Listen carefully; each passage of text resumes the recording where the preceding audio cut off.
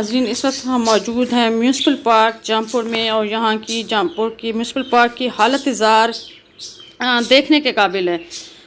یہاں پہ صبح صبح خواتین مختلف بیماریوں کا شکار یہاں پہ واک کرنے آتی ہیں۔ وہاں پہ بچیاں ہوتی ہیں، نوجوان خواتین ہوتی ہیں، بزرگ خواتین ہوتی ہیں، لیکن یہاں پہ جب واک کرتے ہیں تو اتنی بدبو پھیلی ہوتی ہے، اتنی سانس لینا بھی مشکل ہو جاتا ہے۔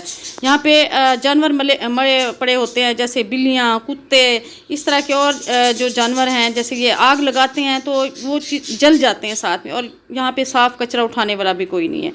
تو یہاں پہ خواتین نے شکایت کی ہے کہ جناب یہاں پہ ہم صبح آتے ہیں اور ہمارے لیے سانس لینا بھی محال ہوتا ہے، اتنی بدبو ہوتی ہے، پارک کے باہر بھی پارک کے اندر بھی۔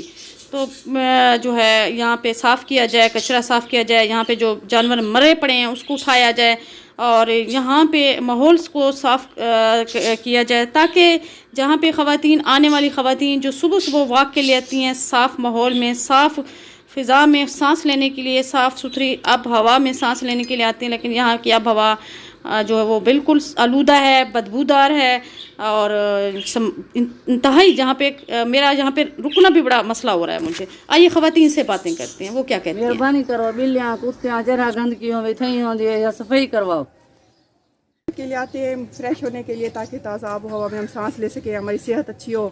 ہم پیشنٹس ہیں، کوئی شوگر کا ہے، کوئی دل کا ہے، کوئی بی پی کا ہے، تو یہاں پر اتنی گندگی، ہم کیا سانس لیں گے؟ کیا ہماری اچھی صحت ہوگی؟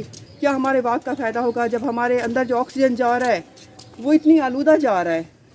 پلیز یہ اس ادارے کے سربراہ کو کہیں کہ اس کے بارے میں کچھ سوچیں، کچھ کریں، اس کو بیٹر بنانے کی کوشش کریں۔ دیکھیں مکھیاں ہیں، وہ بھی ہمیں چلنے ہی نہیں دے رہی ہیں، سو پلیز